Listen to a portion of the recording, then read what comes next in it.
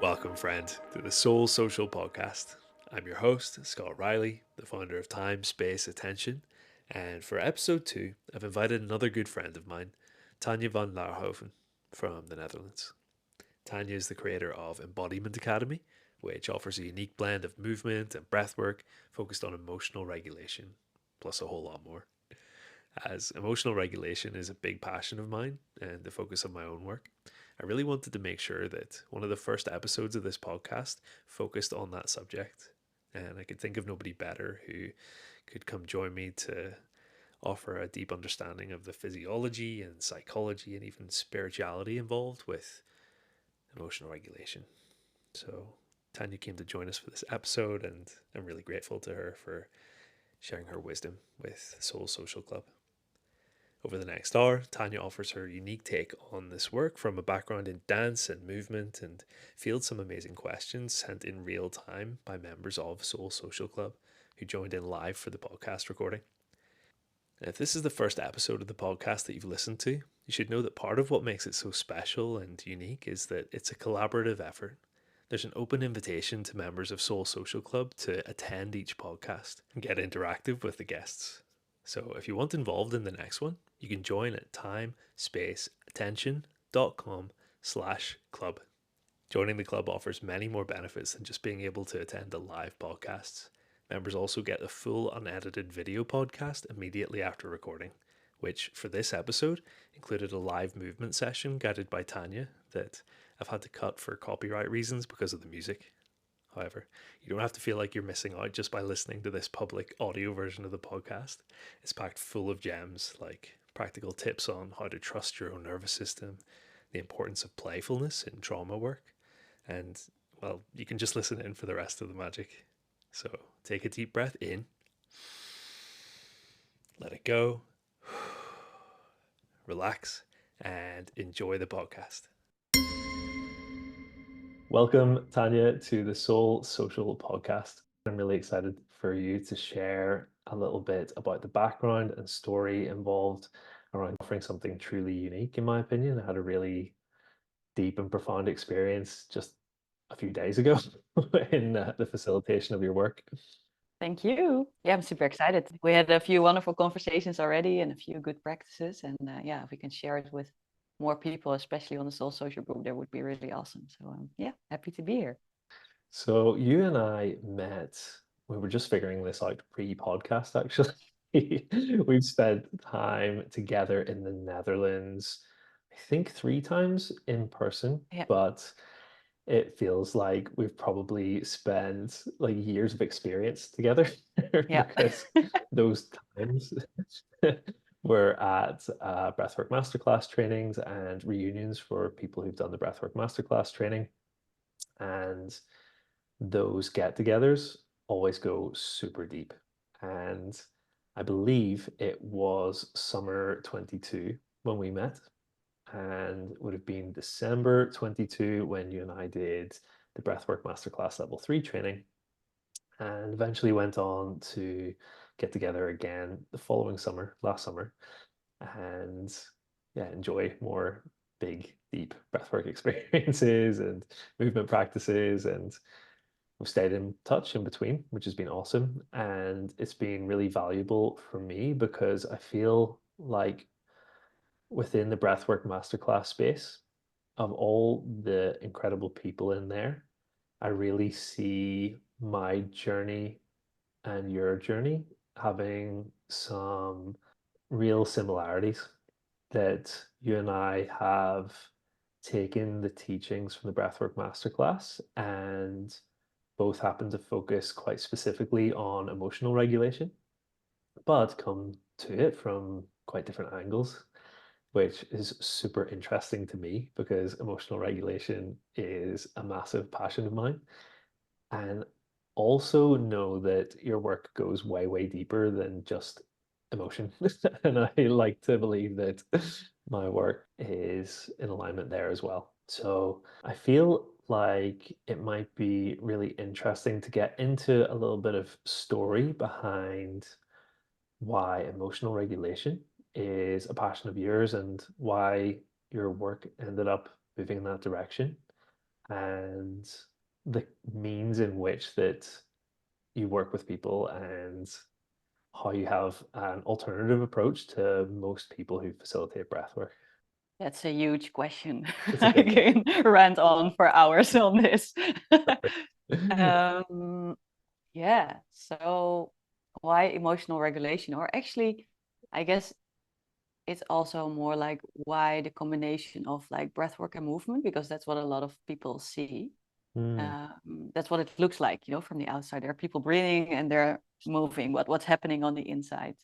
And I think for me, like we're just diving in straight away, but for me, the connection between these elements actually started in one of the gatherings or masterclasses we did together, where we and I especially like were in deep personal processes. Actually, like breathwork was taking me there, like really some, yeah, how do you say that? Let's just call it like trauma responses and really deep mm, stuff to process on my end, but especially also in the family line. So it was going way further than I expected it to be, like not only my physical body, but not only my own life, but also like in the whole family system.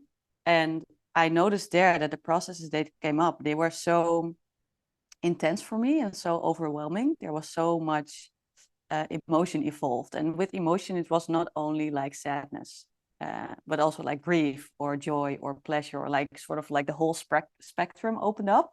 And it was like, well, I was just like smacked along the room with all these emotions. And when I was sitting there or laying there, like in this deep processing within the breath work, like sort of the invitation mostly is like sit with it or feel into it or just observe it what it was. And I just couldn't at some point. At some point the emotions really felt too big and I was like, I'm just gonna explode. I don't know, like I can observe it and just be in it, but I don't know. I really had to do something. I really had to move actually.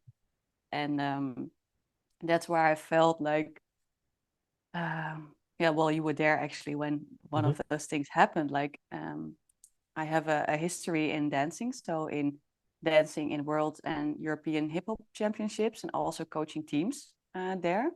But it was like a long time ago, like 8 years ago, for example. But in these deep processes where I was like super intensely connected, like to my body and all these emotions, I really felt like, okay, I need like my body needs to do something with all this energy building up. And that's where sort of the movement cracked open actually. And I found out like in these deep processes that as soon as I started to move, even when it would have just have been the chicken dance or like just moving my arms or like shaking, there was actually um, like more resilience building up, but also spreading this emotion, spreading this like huge bursts of energy, like not only into my emotional body, but also like every cell within my body could help me process that stuff. mm, And yeah, I found it out once I started moving. Like, I don't know what I'm going to do, but I really have to stand up and do something about it, like do something with it. And I noticed like, oh, when I'm moving, and that this just came over like the months and the years afterwards, but I really figured out that, or well, what do I know? But I think I figured like some patterns out that, oh, this emotion is connected to these types of movement. Oh, when I move like this, I actually think it's this, but deep down inside, it's actually this that wants to come out. And that's how these things intertwined for me, like where breath and movement connected, and also, yeah, where the part of emotional regulation showed up, mm. just in these deep emotions and really moving with it, being connected to the state of the body, connected to the state of the breath, and then gaining more and more awareness of the movement patterns that actually showed up when being in specific emotional processes. So So it I hope might this be starts to accurate to answer. say that there was a Yeah. lot of emotion going on in that process that you described in the gathering of breathwork instructors, and you found that the movement really supported regulation of all that big emotion going on at the same time. And over the years afterwards, you started to learn about in a more nuanced way through more experience and start to see patterns. And would that be fairly accurate? Yeah, part of it. I've been training a lot with movement like before that. So I was training with movement for 12 years, and also like how to express a story or how to express Mm. like through the body. But there's it's a whole different way of movement. Like when a dancer is moving and expressing a story, he or she is at first like moving the body, but it can also be like, okay, really feel into the story you want to tell and then move from there. So I did have a lot of like packaging within the movement, but like to really feel and really embody the different states that we have, like from a nervous system perspective, but also like the states that we enter with using our breath. Mm. And then it clicked how these were actually connected to the ways of movement and the types of dancing and the ways of moving your body, or my body in this case. Mm. And then over the years, just working a lot with clients on that. I think that's amazing that all of these things that you learned from in a very different space ended up coming through to be extremely useful in the work that you're now facilitating, like therapeutic work for people. Yeah. Well, we probably talked about breath already a lot, but if we're, for example, angry and we're feeling the emotion of anger, or like they're really powerful, forceful emotions, like nobody is moving like super flowy and gentle and soft, you know? We Mm. we know that when you're angry, especially for example, when a kid is angry, you can see it really clearly. It's like stomping its feet on the ground, and like when not even expressing with the voice, like you really can see on the body that a kid is angry, you know? So the body expresses itself in a specific way. Um, but yeah, once you sort of get to learn how this, or get to understand how this movement language is actually held within the body, and especially within your own body, because probably my movement language is a bit different than yours, but there are similarities in there that actually are connected to our states. And Mm. that's, these are the keys to work with when it comes to emotional regulation. I'm curious if in your work that there is an amount of assessment that goes on with someone's existing movement patterns to maybe see where there is any dysregulation currently, or start to learn how their movement patterns might be a little bit different, a little bit more nuanced, just like you said, from one person to the next. I'm curious to Yeah. hear what that's like for each individual. Yeah. So how do I keep this short? Well, it actually, the first thing I actually always do in my practice, but also with when guiding or when teaching, is just sitting in stillness when the physical body is still, and just follow the movement of our breath. I mean, breath is the first thing that we consciously and subconsciously move within the body once we come to life, you know, and Mhm. it's also sort of the last movement we do when our life is ending. So a lot of people have thoughts, especially about dancing and about movement, that they don't feel comfortable within their bodies. They're not good enough. It feels weird, or they cannot dance. You know, these are just all kinds of beliefs. But everyone can move, or okay, let's say most of the people can move. You know, and there's always movement going on within the body, and it starts with the most conscious movement, like with the breath. So to start with movement practices is just tune in with your breath, like follow the breath. Where is it taking you? Like, I mean, there's coming an airflow in through the body, like within your nose or within your mouth. And then where's this air going? Like, okay, I can track it like with my mind towards like, oh, it's going towards my lungs and maybe towards the rest of my body and my cells. But can you really track it into the sensations of your body? Can you really feel the airflow coming in, and until where is it moving? Like, is your chest moving? Is your belly moving? Which is physical. But also when you're tracking your breath, what thoughts are coming up? I mean, that's also a movement, you know? So is your breath taking you towards like something you did today, or something that happened in the past, or that you want to do tomorrow? So then your breath is actually guiding you towards a specific thought. Mm. Or your breath might also be guiding you, and that's mostly what we see in breathwork sessions, towards a specific emotion, or yeah, something that wants to be processed or that wants to be seen. So actually the first movement we do is just connect to the breath and see where that takes us. That's the easiest thing to do, and see also how far you can follow that movement within your body or from that breath, which even expands towards like more energetic and spiritual practices even from there.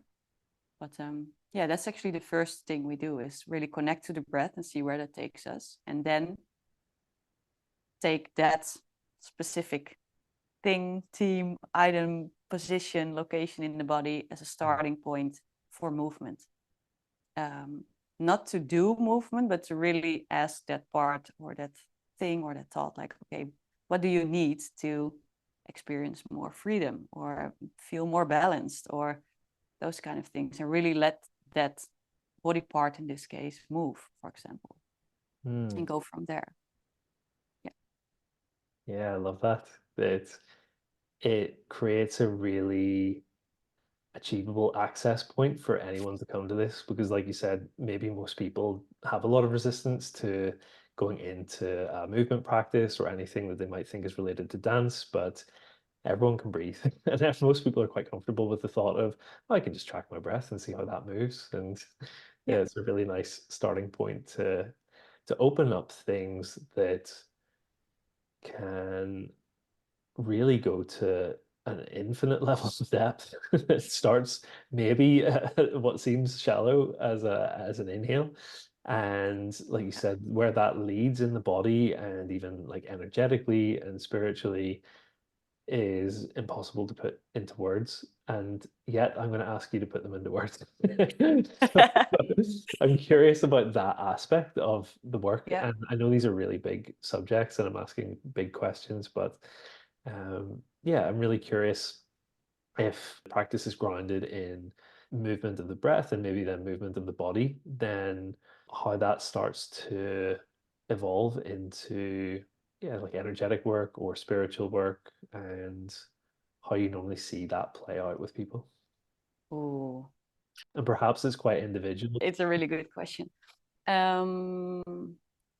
Yeah, the question is where to start answering that. So, for example, if we use, and this, yeah, whether this is energetic or whether this is just a nervous system perspective. So when we talk about, for example, trust or safety within the body or in the nervous system, like, okay, do I feel trust in this space? For example, I'm with you in a physical space, we're doing a session, like I'm not touching you or anything, you're just sitting there breathing by yourself, there's some distance. Do you feel safe?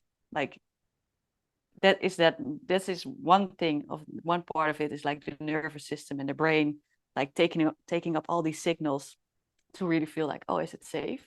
But it can also be like something that's more in the air, like the energetic space. Is it safe? And the definition of is it safe or is this, do I feel trust, is different per person. It's perceptual and based on all the things we've experienced before that specific moment. But it's really obvious to see within the body whether there's trust or not, because like you can't fake trust in the body. It's like it's really hard to fake trust in the body, let's so to say that. And when there's trust, for example, like a body is really relaxed and a person is really sitting centered in his or her like own energy, in his own way that he or she wants to sit. And when there's no trust, like there might be like a contraction in the body, so it's like more moving inward. There's tension in the muscles, there's all things going on, which is a nervous system reaction, but it's also really obvious. It's already a movement, when I'm moving inwards, contracting my shoulders and actually going away from my heart. So instead of like putting my heart first towards the front, I'm actually protecting my heart and moving inwards. That's also a movement which really shows, from first a relaxed point of view and then towards like, is there trust or not? Like what's going on? Which might not quietly answer the question on an energetic point of view, but it's a physical reaction to something that is felt, which may not even be seen within the moment. So I cannot see what's dangling around in the space, why someone feels trust or not, without them stating out what it is. So that's one of the points where you can really see like how the body is responding to those kind of layers. Mm, so this is one example I actually wanted to give, because a lot of the practices that really start, like the movement practices, start with gaining trust, like really feeling grounded in the body, grounded in the space, trusted within yourself, within the presence of another person, trusted with your own process, and then being able to soften in it and to open up and really use the body for it to do so. So this is just more from a bodily perspective. Yeah.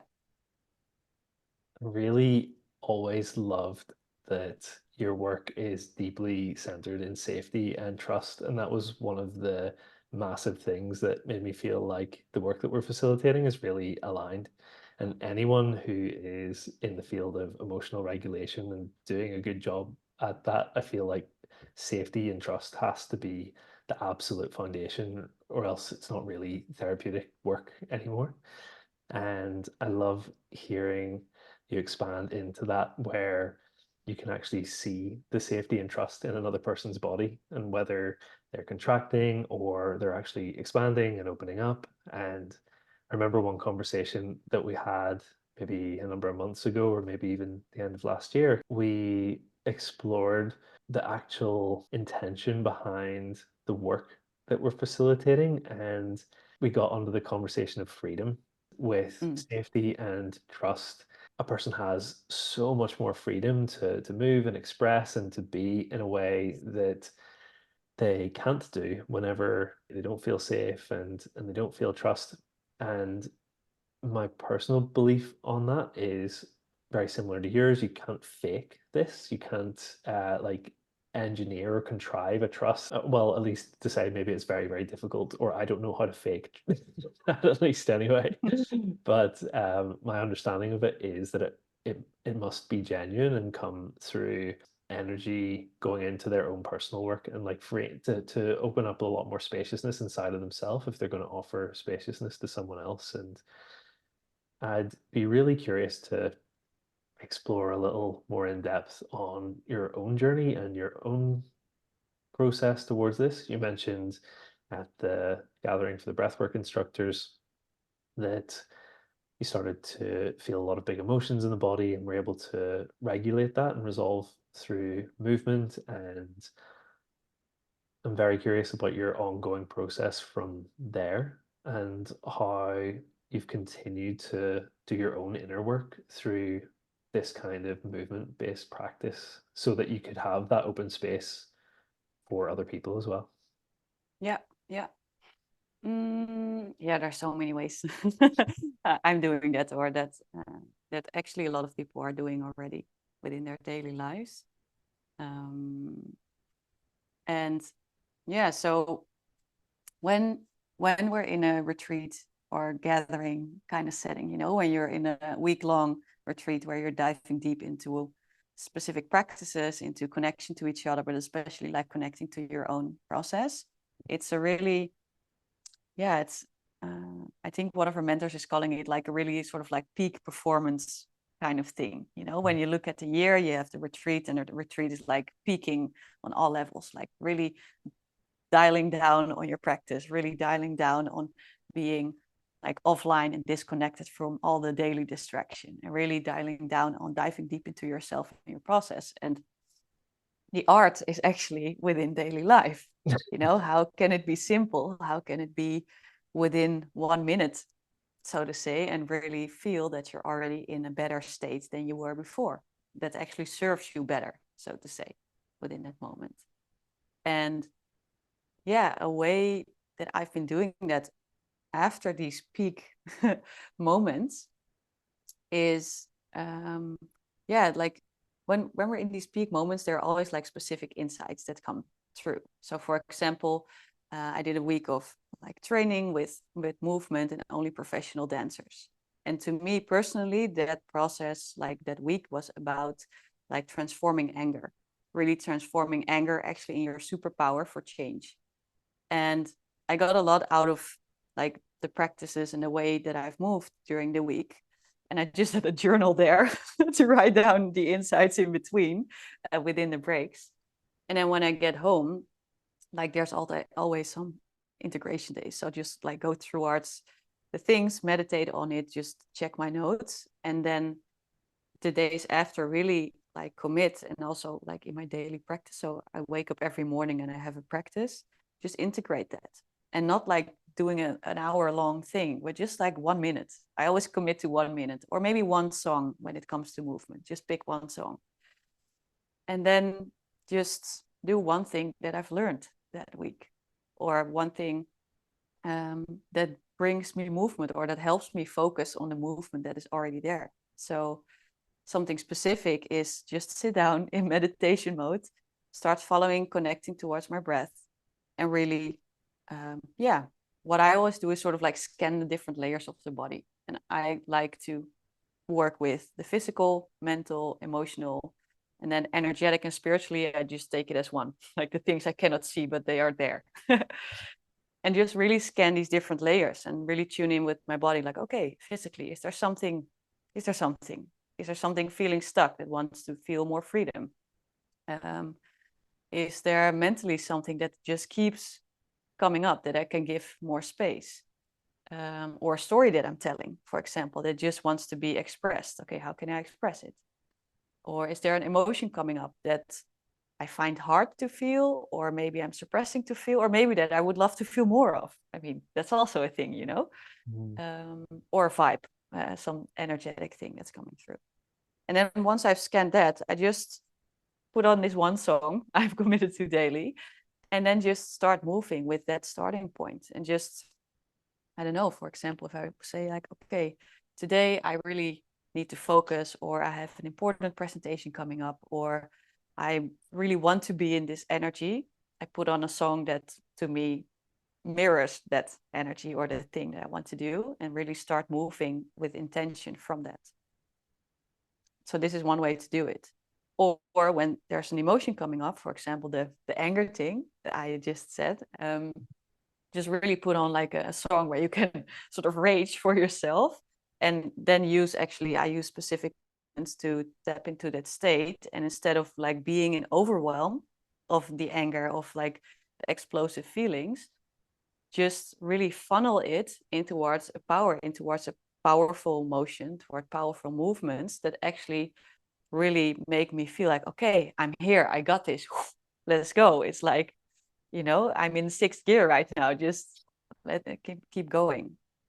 And yeah, like the ways that I move are like, yeah, now kind of difficult to state out in a couple of words. You really have to experience that as well, or to see it. But yeah, that's where the specific practices actually come in, that are connected to specific emotions or specific, yeah, ways of practicing. So for example, if there's a story, there's there's ways of practicing how to express a specific story for yourself, but with body parts, so your whole body can move along. And then afterwards sit down again and feel like, oh, is the story still present, or did I just give it enough space and shape in this case? Committing to a regular practice rather than peak experiences, I imagine, is a huge part of you staying really well regulated and well capable of supporting the people that you work with. But I think it's just an amazing insight that it could be one song. One song's better Yeah, than no songs. And yeah, yeah, just to do that little bit of work, that little bit of commitment to something. And I think the regular, consistent practice is enormous. And I really love that recommendation that you could bring this down to a song or 1 minute, yeah, and there's so much value in that. yeah. So if you say, okay, I want to start my day in gratitude, or I want to start my day in in excitement or in joy, so I take that along within my day. Well, just put on a song that reminds you of something there, and just start moving from there. It's already really tapping into the feelings or emotions that are attached to it for yourself.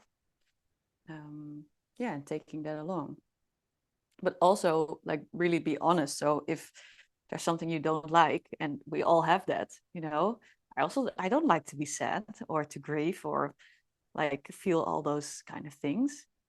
um, and then I can say, oh, I can do a movement practice that brings me from A to B. So like, oh, I'm now feeling sad, and when I do this I feel joy. Yes, but that's also bypassing the emotion, you know. Sometimes you really have to feel what's present there and yeah, put on a song that matches that specific moment and say to yourself like, okay, I'm not going to transform something, I'm just going to be in it just for this song, and this song lasts 2 minutes. I'm just going to let myself really be in this feeling that feels shit to me. And then you have also have a kept time, you know. And after that, if you want more, well, just let the music play, and you can also imagine that it evolves, so that actually gives space to something else. And you're noticing after 2 minutes, you're like, oh, you're not really feeling sad anymore, or there's more space in my chest area, or yeah, whatever is connected to it. I really love that idea of meeting yourself where you're at and being mindful of using something awesome like movement for emotional regulation as something to just bypass a feeling because like breath work can be the same, meditation can be the same. Nope, not going there today.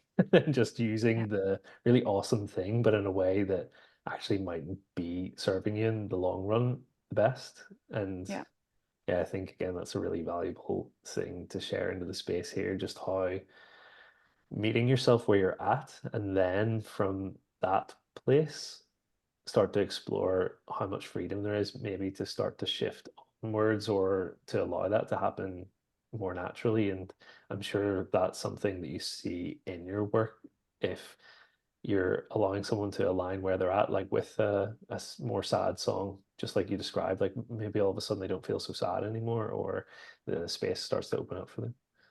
yeah, yeah. I think that's one of the first things is really meet the system. In this case, I call the body the system. Like, I meet the system where it is, and from there, when it's met, you can bring it to where you want it to be. um, and actually one really important ingredient that I invite people actually into is to play with it. Mm, Because if an emotion is heavy, or a feeling or a story or a situation is heavy, we can start repeating that situation over and over again, but it doesn't make it like more nourishing. It just makes you get stuck in that same loop. So how can you play with that specific feeling or that specific situation, and not all in once, like, oh, now I have to be super jolly, or now I have to do this. No, like, what would be the first step to play with it? So for example, if someone is feeling a really heavy feeling in the stomach or in the back or in the shoulder, okay, it's really heavy. Okay, how can we play with the heaviness? How can we play with the gravity, for example? How can we make the heaviness actually feel nourishing instead of feeling a burden? It's the same heaviness, but you're just experiencing it different. And by playing with it, like by playing with body parts in this case, like wiggle your arm or wiggle your leg, and then see how the heaviness feels afterwards. So playfulness is a really important ingredient there as well. Just taking it in tiny steps and really playing with what is there. Like, how can it be playful? How can it be a tiny step today? that was something that I really enjoyed from the session that we did together, the one most recently, and Yeah. the playful element in that, and the lightness that you bring to that space as well is so good for like baby stepping from potentially like a heavier point or like feeling something that's actually really uncomfortable in the body. And then, yeah, just exploring like different ways of moving or holding your body in a different position, perhaps, and starting to see the energy of that change. It was really, really impactful. Yeah. Yeah. And this can be done like in within 1 minute, and then maybe it's enough. You know, I mean, you can always keep moving and take another part and just go a step further. But sometimes one item or one specific way of moving is enough for that process. It doesn't have to be fixed or solved or transformed. No, that Yeah. totally makes sense. And Yeah. I've just been keeping an eye on the chat here, and we've got a Oh, cool. question through from Liz from Soul Social Club. Yeah. And I'm just going to read out the question exactly as it is, if you're cool with that, Tanya. Yeah. Okay, so Liz says, I have a client who finds it hard to know when she feels safe. She doesn't know for which cues in the body to look or Mm. how to interpret them in the moment. Usually, it's only after a situation, when reflecting and looking back, that she knows how to interpret the signals and to assess whether she felt safe or not. She wants to learn to interpret signals in the moment. Do you have any advice for working with her? Mm. Could there be some first easily accessible exercises for her? Thank you, Liz, for that question. That's really good. Yeah, yeah, that's a really good question. And actually, a lot of people can experience that. Mm, Like even I experience that in some moments, even though hey, you think you know your body and it's always evolving and the awareness is growing. There are situations in which you're like afterwards, like, oh, I actually was like really contracted, but I didn't recognize it in that moment, mm, example. So it sounds a bit like that the first step for her is actually just to be aware, to really get the awareness on what is my body actually doing.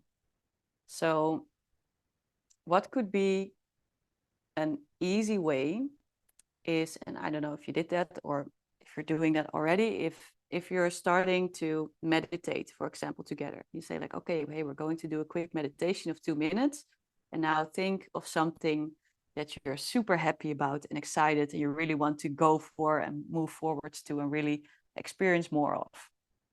Okay, and just really step into that feeling from a meditative state. And then from there, start tracking or asking questions like, okay, what is your body doing right now? Does it want to be still? Does it want to move? Are you sitting up straight? And just figuring out and also exploring for her, like, oh, I'm actually sitting up. I'm sitting up straight now. Oh, yeah. I'm actually leaning a bit more forward, for example. So, really letting her know, like, okay, what is my body telling me when I'm super excited and when I'm really happy about something and really feel comfortable and safe in a situation? That's the starting point. And then you can do a same type of meditation, but then with a situation that she doesn't feel comfortable in. Probably, and I wouldn't take like the biggest one straight away, but for example, um, I don't know, when you crossed the road and a car was passing by really fast and you were actually shook up a bit. It shook you up like, oh, okay, okay, okay, where I'm safe, I'm safe. But when you go back into that situation through meditation, and it also depends on how easy it is for her to visualize or step back into that moment. But when it's possible for her, her body will probably give some signals the way they give the signals when she's not feeling safe. And then asking the same questions like, okay, what do you feel now? Do you get clammy hands? Like, how are your shoulders? Are you still sitting up straight? And she was already anchored within the first meditation where she was feeling comfortable. So now she only has to focus on the differences instead of naming like, oh, I'm contracted. No, what's the difference? When you were comfortable, you were sitting up straight. How's that now? Oh, yeah, I'm actually, my shoulders are forward. Okay, cool. Note, shoulders are forward. So those kind of practices, this is a really easy and soothing one to do. Yeah, and once you get into movement, there are some practices, but you need to build that up. So what I do is like really work with the elements of surprise. But then there needs to be trust already between you and the client, which is really important. And then you really can start based on consent. Okay, today or the next 10 minutes, I'm just going to surprise you for now and then. And then we're going to pause and you're going to register. And the surprise can be, ah, or the surprise can be like make a really loud noise on the floor, or yeah, I work with movement, so there's a lot of movement involved. Or yeah, I'm not gonna yeah, I'm not gonna say this here because it's really um, delicate to work with these processes, and I feel that there's a bit more training involved before stating these stating these exercises. Is this helpful? Yeah. Oh, I see a thumb. Awesome. Okay, cool. I can certainly say it's really helpful for me as well.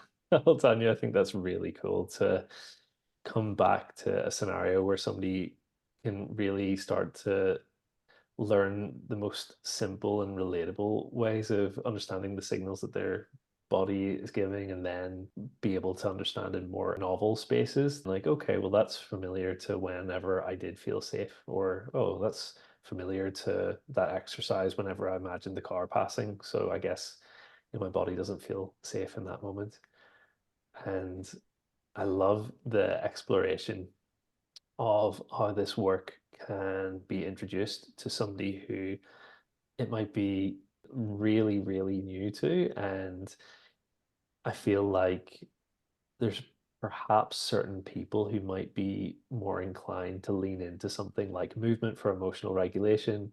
And there might be other people who are just terrified by even the thoughts of it. Because I know even the work that I'm facilitating, even just emotional regulation itself, I think a lot of people have a lot of resistance starting to explore emotion. And if you can start to really take it back and make it accessible with small practices like this to baby step into it, I feel like it opens this really powerful tool up to so many more people, and it feels really important to me to share that kind of medicine with as many people as possible.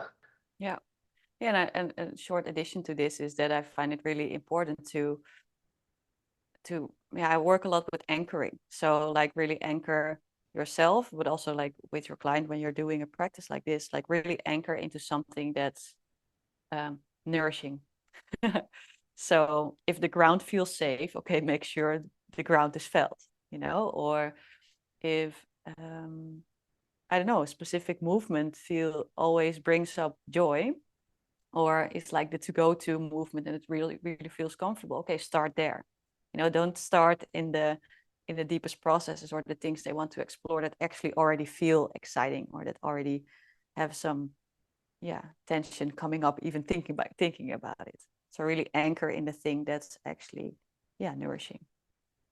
Yeah. That makes a lot of sense. That really comes back to that foundation of this being safety and trust, and from there it's therapeutic to then start exploring the heavier parts. But one thing I was really curious to explore a little bit more was how you go about training other people, in the embodiment academy that you run. Like, what's the process for that? If someone was listening to this podcast and was fascinated by it, what's their Mm. process in learning this from you, or to go deeper in and start to explore this more? Yeah, so the way I'm actually spreading this on a deeper level is in group setting always. So I actually, for the deeper sessions, I mostly work in groups because I truly believe that like sustainable change or sustainable growth within yourself is when we're in connection to ourselves, wherever we're at, when we're in connection to each other, but also when we're in connection to whatever is happening around us or in the space, and to the specific thing we're doing. So you need to have all those elements. So that's why it's mostly in groups when we're going into deeper layers of this. And when I train professionals, I do that a couple of times a year. It's mostly 1 week in a row. So I give the movement is medicine training, movement is medicine program, which is all about movement and about embodiment and really how to use the body to, yeah, create change, you know, to move from A to B or, to move through specific processes. And then in this 5-day program, every day we're touching upon a different layer. So I'm connecting like these layers I just talked about, like physically, mentally, emotionally, energetically, and then or spiritually or more the integrational part. These 5 plus the elements that are here. So the elements in nature. So you have earth, water, wind, fire.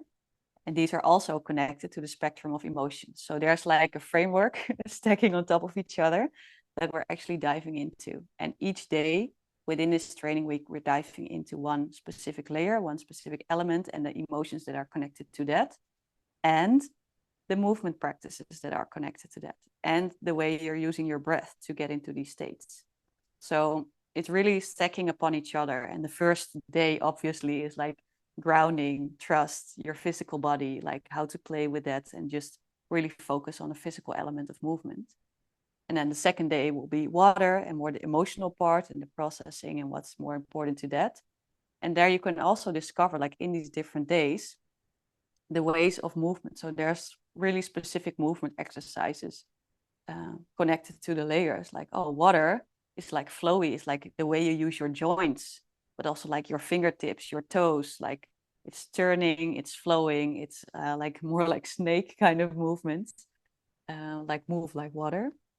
But then there's also the day of fire, of anger, of power, of empowerment, actually, of force. Okay, how do you relate to that?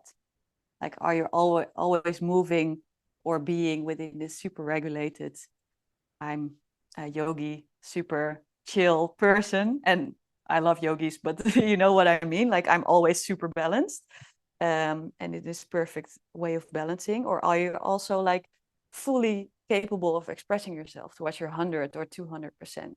And how does it look and feel for you when it's just 1%, but your fire is still burning inside? And how are you moving then? How is someone moving through the process?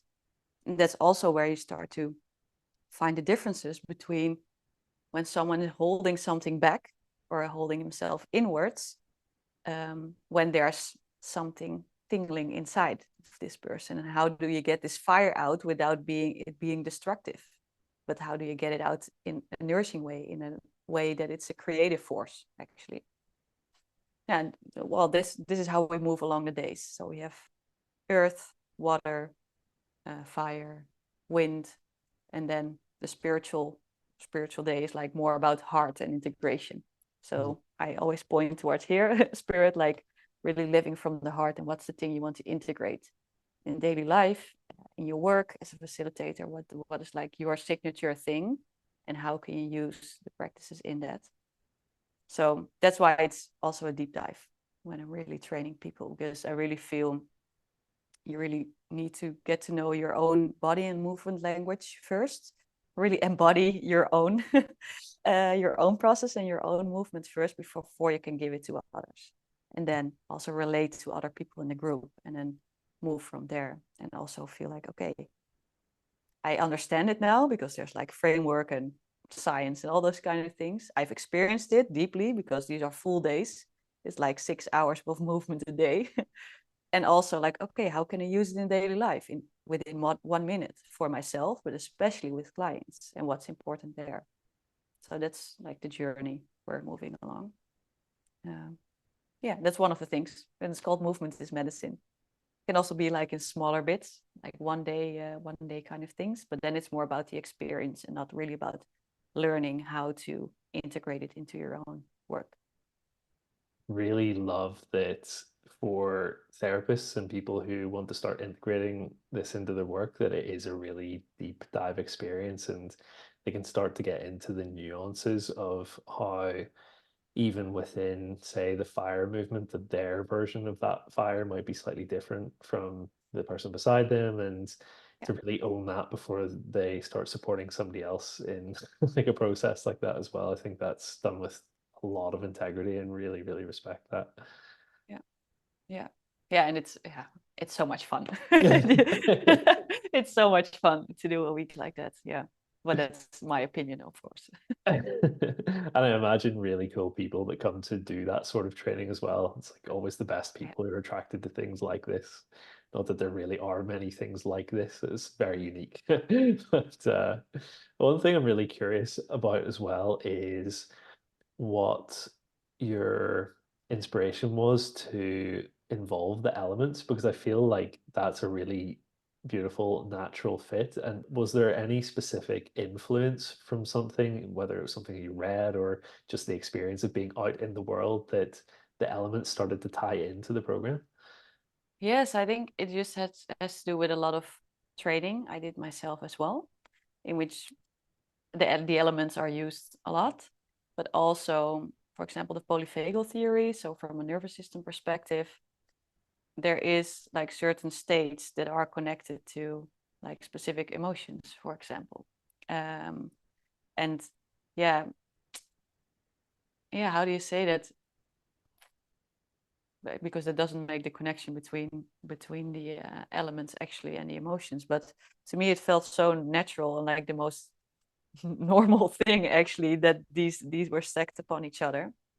And a lot of movement training actually I did, we use with the terminology of elements as well, and the ways of expressing elements, and not only the elements in nature, but really connect to the elements like within yourself, and then move from there. So it just felt like an easy framework to connect all the other things to. Yeah. Makes a lot of sense. Like as you speak it out, it just sounds like it is. So, like, of course that's how it is. Yeah. I was Yeah. really curious to see if it was like a specific influence from something else. Yeah. Yeah, there's a lot of like movement theories that, or like ways of moving that also use the elements. But then they call the elements the layers. And there's Mhm. also a thing called elemental movement. And there's the movement company. So there's like a lot of specific, how do you say that, companies or movement communities that use the elements. Yeah. So that's how it's slowly merged. And sometimes I feel like that's a helpful thing as well. If many different people come to a similar understanding from different roots, if different people in movement or dance find that a useful framework to use on their own journey, they've come to that, then there's definitely something to that. Yeah. And yeah, I would certainly find that a really helpful reference point in the training as well, because basically everyone I think can get a strong feeling of what the different elements represent. When you said like about groundedness and like the earth element, it's something that a child could understand. And I feel like most of the best teachings that I've ever received were explained to me as if I was a child. And I remember hearing before, like if you can't explain something to someone as if they were a child, then maybe you don't know it well enough. So I think it's really good to have these parts, and it's great to be able to go into the depth and nuance and really up into the head about it. But if you can keep it really simple and like, okay, I want you to express fiery movements, then yeah, I feel like most people would have a real intuitive sense of what that might be like. Yeah. Yeah. And then there's like more depth and layers and complexity to it, which you can dive into, but it's a really easy anchor. So, for example, if we say the element earth, it's like on the ground. So there's a lot of floor work involved, like Mhm. really playing with gravity and like falling and jumping and seeing how fast you're going, for example. Um, yeah, really functional movements, because here on earth, we're like doing things in a specific way, which is different than when we're using the element air, or when we're using the element like spirit and more the energetic layers. So yeah, that's a whole different way of moving, which has really specific pointers in them as well. But that's the more in-depth version. So Mhm. then it's the easy one is like saying, oh, we have the elements, and then when you go in depth, you stack on the layers with the body and the specific ways of movement and breathing. I just noticed a question came Oh there yeah. from Connor in Soul Social Club about the Mm. elements. So I'm just going to read that out word for word. Are there elements you've noticed that people struggle with the most to embody and express? And if you've discovered that, why do you think that is? And how do you navigate around that to help people connect with those elements and express or embody those more deeply? Wow, that's a really beautiful question. Mhm. Questions actually. Mm, yes. So I've seen a lot that a lot of people actually struggle with specific parts of the element air. Why? Because the element air is about like moving you from A to B, but especially because it's about acceptance. So it's about falling and about getting up and about surrendering and about moving with what is. That's what the element air is about. And yeah, a lot of people, it's really, you want to grab something, hold on to something, and then move with that, But what if you just get out of balance and just make a flow out of that and really see how things are connecting? Yeah, so that's really about acceptance and surrender. So that's always an interesting one, but also a really fun one, because once you get the hang of it, it's like, oh yeah, okay, now we're going the other way around. For the people that cannot see this right now, you cannot like see me moving around, but yeah. So I think the element air, and also, but there are so many volumes to that, is also the element of fire. So everyone knows the passion, and if the passion is really there, you can like really start expressing it. But the element of fire is also really about taking up space.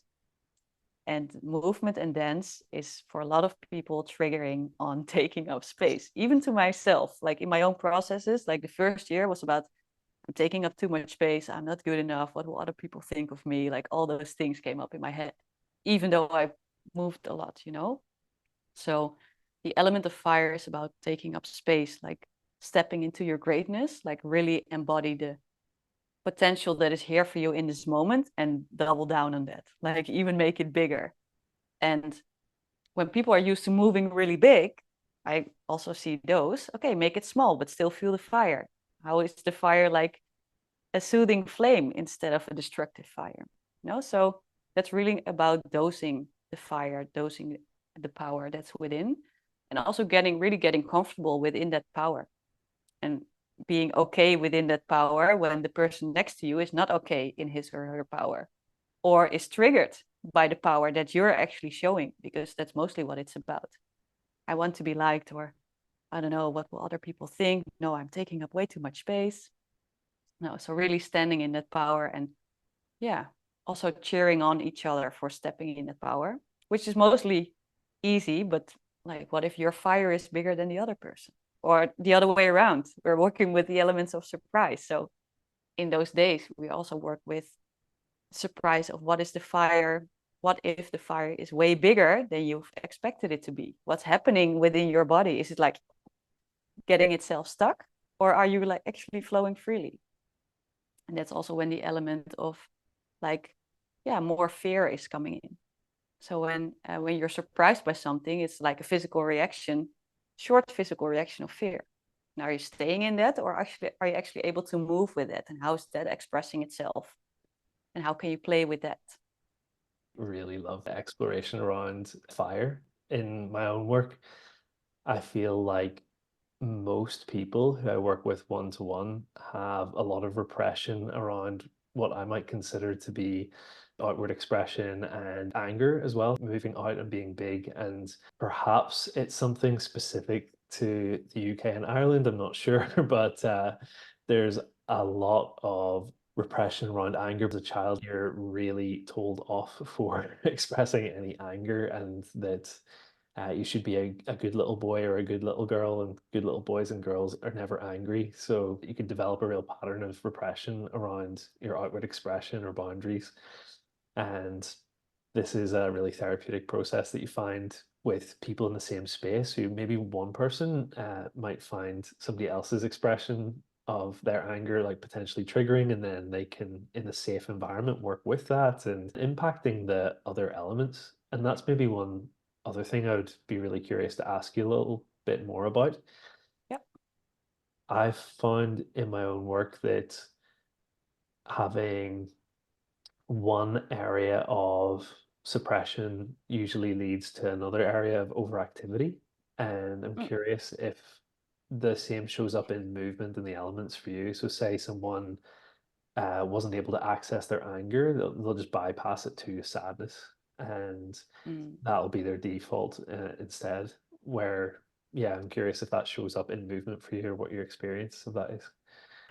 I have seen that, well, and experienced as well, that we just all have a sort of like default mode.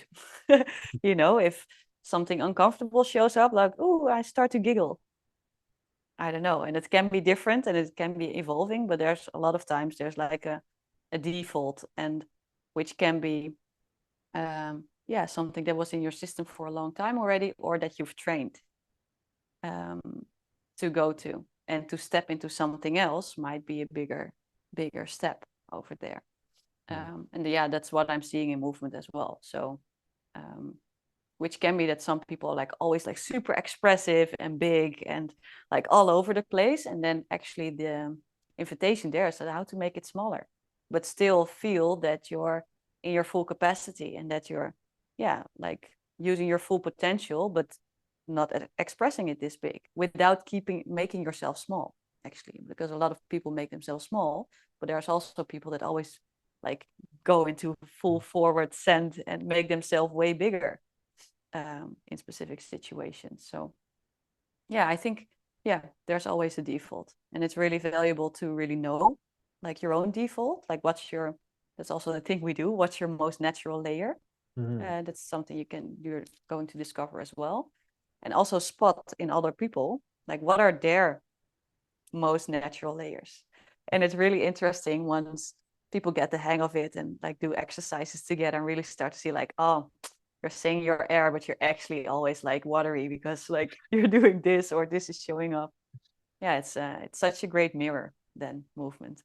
Absolutely amazing. And if anyone was listening to this and felt like they wanted to investigate joining the Movement is Medicine program, where would be the best place for them to get in touch with you and maybe have a conversation or learn more about that? Yeah, I think, well, I want to send everyone to the website, but it's still in Dutch. We're actually working on the English translation right now, which is embodimentacademy.nl. And otherwise, just send me a message on Instagram. It's at Tanja van Laarhoven. And I think that's the easiest way because then you're just directly in contact with me. I think this might be a good segue to move into a little bit of movement practice. And that's where we're going to have to cut this episode short. But if you want the full unedited version of this podcast with Tanja, including the short guided movement practice that she offered and some further Q&A with the members of Soul Social Club who attended live, then the unedited video recording is available now via timespaceattention.com/club. And by joining the club, you'll also get access to other video podcasts and recordings from the live weekly online sessions that include musical breathwork, guided meditations, and much more. The club also stay connected between the live online sessions in a private Telegram group where various creatives and healers that make up the membership share their challenges and their triumphs, both offering and receiving support along the way. Sounds like something you want to be a part of? Then come join us. And if you'd like to join in person, there are Soul Social gatherings hosted in Studio 52 in Belfast on May 31st and June 28th.